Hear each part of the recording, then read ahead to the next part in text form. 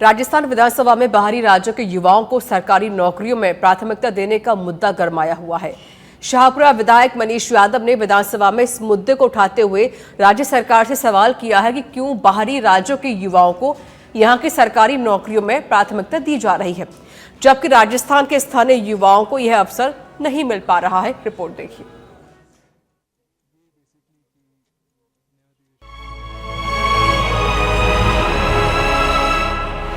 राजस्थान के बेरोजगार युवा लंबे समय से नौकरी के लिए संघर्ष कर रहे हैं। ऐसे में यह सवाल उठता है कि बाहरी राज्यों के युवाओं को यहां की सरकारी नौकरियों में प्राथमिकता क्यों दी जा रही है? क्या यह न्यायपूर्ण है? राज्य में रोजगार की स्थिति को देखते हुए यह मुद्दा राज्य सरकार के लिए एक बड़ी चुनौती बन सकता है। जहां कई अन्य जगहों पर अपने स्थानीय युवाओं को सरकारी नौकरी में विशेष प्राथमिकता दी जाती है, वहीं राजस्थान में यह मुद्दा अब तूल पकड़ने लगा है।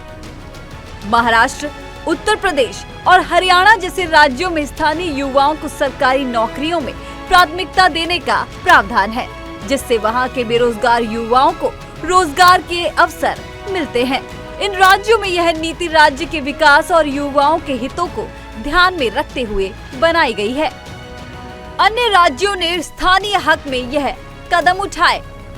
मध्य प्रदेश में बाहरी अभ्यर्थियों की आयु सीमा 18 से 25 साल तक की गई है। अक्टूबर 2017 में एमपी की पटवारी भर्ती में स्थानीय होने की अनिवार्यता रखी गई। पंजाब की स्टेनोग्राफर ग्रेड 3 भर्ती में पंजाबी भाषा की अनिवार्यता रखी। छत्तीसगढ़ में 2018 में निकाली गई असिस्टेंट इंजीनियर की भर्ती में छत्तीसगढ़ निवासी योग्य माने गए। सिक्किम की पब्लिक सर्विस कमीशन की 22 मार्च 2018 असिस्टेंट इंजीनियर भर्ती में केवल स्थानीय अभ्यर्थियों को ही आवेदन की छूट दी गई। तेलंगाना की 2017 की एईएन भर्ती में स्थानीयों के आवेदन मांग। राजस्थान सरकार ने इस मुद्दे पर फिलहाल कोई स्पष्ट बयान नहीं दिया है, लेकिन राज्यों के युवाओं के बीच इसको लेकर चर्चा तेज हो गई है। विशेषज्ञों का कहना है कि यदि यह नीति लागू होती है तो यह राज्य के युवाओं के लिए सरकारी भर्तियों में बड़ा अवसर बन सकती है। राजस्थान में जो भी भर्तियां हो रही है उसमें बाहरी राज्यों का कोटा सरकार को निश्चित करना चाहिए, या फिर जो अन्य राज्यों के माध्यम से जो नोटिफिकेशन निकलते हैं भर्तियों के, उनमें दूसरे राज्यों के अभ्यर्थियों को रोकने के लिए अलग अलग माध्यम बनाए जाते हैं। किसी में लैंग्वेज का है तो किसी में स्थानीय जो जीके का वेटेज है उसको बढ़ा के दिया, परीक्षा जो सिलेबस है उसमें शामिल किया जाता है। लेकिन राजस्थान में इस प्रकार का नहीं होना प्रदेश के बेरोजगार युवाओं के साथ कुठाराघात है।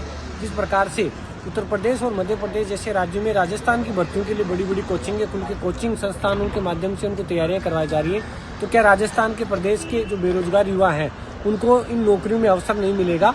सरकार से यही मांग है कि राजस्थान का जीके को ज़्यादा वेटेज दिया जाए। और बहुत सी भर्तियां तो ऐसी हैं जिनमें 10 से 15% लोग बाहर के सिलेक्शन हो रहे हैं, तो प्रदेश के स्थानीय युवा वोट देकर भी रोजगार के लिए भटक रहे हैं। सरकार को इस बहुत बड़ी समस्या है, इस पे ध्यान देने की आवश्यकता है, अन्यथा प्रदेश के युवाओं में असंतोष बढ़ता जाएगा। इस पूरे मामले पर बेरोजगार नेता हनुमान किसान का कहना है कि हम लगातार इस दिशा में काम कर रहे हैं। कई बार पहले भी हमने सरकार को इस गंभीर मुद्दे पर अवगत कराया है, लेकिन सरकार ने इस तरफ बिल्कुल भी ध्यान नहीं दिया। कि सर, जब पिछली बार कांग्रेस सरकार थी तभी से हम लगातार इस आवाज को लगातार बुलंद कर रहे हैं कि पक्ष और विपक्ष दोनों सरकारें ये दावा करती है कि हम जो भी भर्तियां राजस्थान में निकालते हैं उसमें प्रदेश के युवाओं को 100% अवसर देते हैं, लेकिन इसके लिए कोई प्रावधान नहीं किया गया। जब हम कांग्रेस सरकार होती है तो बीजेपी हमारा साथ देती है, जब बीजेपी सरकार होती है तो कांग्रेस हमारा साथ देती है। हाल ही में 22 जून 2024 को माननीय मुख्यमंत्री भजनलाल जी से हमारी इसको लेकर मुलाकात हुई थी, तभी भी हमने मजबूती से बात रखी थी कि सर जो बाहरी राज्य का जो कोटा है उसको आपको फिक्स करना चाहिए, स्थानीय युवाओं को प्राथमिकता देने के लिए कोई ना कोई प्रावधान करना चाहिए। आज सत्ता में बीजेपी सरकार है तो कांग्रेस ये मांग बुलंद कर रही है, जब कांग्रेस पक्ष में थी तो कांग्रेस ने भी इस मांग का दरकिनार किया था। देखिए, बाहरी जो राज्य है उसमें हमारे यहाँ के युवाओं को मौका नहीं मिलता। जो बादशाही राज्य है, चाहे पंजाब हो, चाहे उड़ीसा हो, गोवा हो, मिजोरम हो, इन तमाम राज्य में एक शर्त ये रखी जाती है कि हमारी स्थानीय भाषा आपको आनी चाहिए, क्योंकि अन्य राज्यों की स्थानीय भाषा आएगी नहीं तो अपने आप स्थानीय युवा फोरम नहीं बढ़ते। मध्य प्रदेश में प्रतिक्रिया देखने को मिल रही है। सबसे पहले जनप्रिय विधायक भाई साहब मनीष यादव जी को धन्यवाद देना चाहूँगा क्योंकि ये समस्या सिर्फ मेरी नहीं, राजस्थान के तमाम युवाओं की है। आप ये देखिए कि हाल ही में रीट की परीक्षा आयोजित करवाई गई 27-28 फरवरी को, जिसमें हमने ये देखा कि भारी कोटे के जो अभ्यर्थी हैं, बाहरी राज्यों से अभ्यर्थी हैं, वो 1.5 लाख से ज़्यादा आए।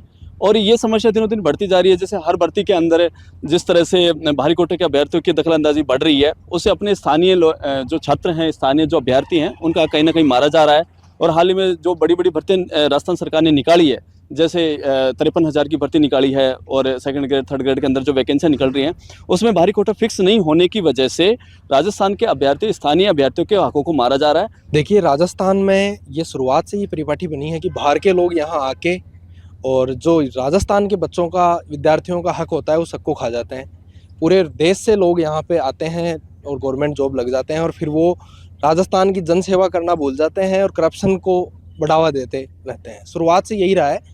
अब राजस्थान में आज विधानसभा में माननीय मनीष यादव जी ने ये मामला उठाया है। मैं बाकी विधायकों से भी कहना चाहूँगा कि कोई भी मुद्दे हो, ये 5-7 विधायक उठाते हैं, यही बेचारे फिर घूम घूम के मुद्दे उठाते जाते रहे हैं। बाकी 195 190 विधायक तो मेरे को लगता है ये एमएलए क्वार्टरों का, एमएलए आवास, बाकी सुख सुविधाओं का लाभ लेने के लिए उनको जनता ने विधायक बनाया होगा।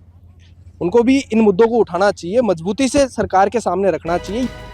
राजस्थान में यह मुद्दा जल्द ही राजनीतिक रूप में महत्वपूर्ण मोड़ ले सकता है, क्योंकि राज्य के युवाओं के रोजगार के अवसर इससे शीघ्र प्रभावित हो सकते हैं।